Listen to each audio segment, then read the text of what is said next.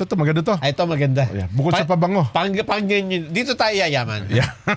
Proseso ng paggawa ng longganisa. Yan. Paano gumawa ng longganisa? Oh. Itinuro po ng testa sa Cordillera. Ba? At tuturuan tayo ni Fred Rolyoda paano gumawa ng longganisa. Aber. Cordillera sa ano pa to? Oh, sa bulubundukin. Baguio. Sige. Tingnan nga natin, Freddy, paano gumawa ng longganisa. Pinangunahan ng Technical Education and Skill Development Authority o TESDA ang pagtuturo sa wastong proseso ng paggawa ng masarap na longganisa na eksklusibong ibinahagi sa 30 mamahayag sa rehiyon ng Cordillera sa number 80 Military Cut-Off Baguio City. Ayon kay TESDA Assistant Professor 4 Shirley Kael, ang sikreto sa paggawa ng masarap na longganisa ay nasa tamang paghahanda ng mahalagang sangkap, timpla at masunod din ang iba't ibang meat processing nito. Sa paggawa po ng longganisa, meron po tayo yung mga ingredients na kailangan natin para mabuo po yung longganisa natin.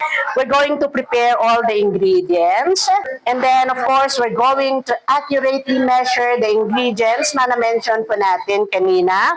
Okay, and then after that, we're going to mix and cure the ingredients, and then of course, for at least 30 minutes para po ma-blend lahat po yung mga ingredients natin. Ayon pa kay Kael, matapos paghalo-haluin ang mga mahalagang sangkap sa paggawa ng longganisa ay maingat itong inilalagay sa maliit na plastic kung saan ay kasing haba at kasing nipis lamang ng lagay ng ice candy, then titimbangin para makuha ng husto ang pantay na bigat o sukat bago ito ibubuhol, bahagi ng maayos na proseso na naturang longganisa meat product. Ang mga ganitong mga kaalaman ay bahagi ng mga tinuturo ni Kael sa kanyang mga estudyante sa TESDA kung saan ay makakatulong pa niya para mas mapaunlad pa ang kanilang mga kita o livelihood program sa kanilang pamayanan, lalo na kapag nasulit na ang tamang pamantayan na sa maiksing panahon. Mula sa pagkabihasa at pagkatuto, magagamit na ang tinapos na kurso tulad ng culinary course sa pagpapaunlad ng mga negosyo. So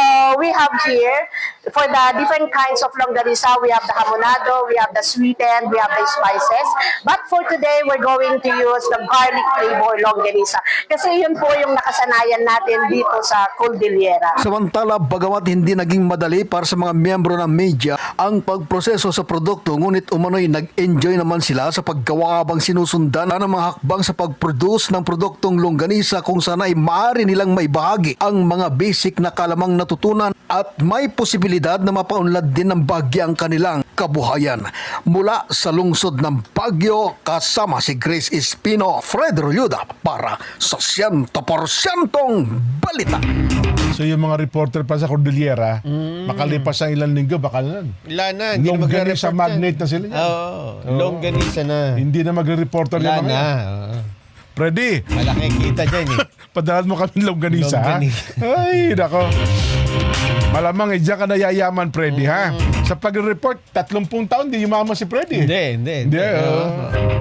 Ay, nako. Eto na po, ihain naman namin sa inyo ang ating Gisadong Global News.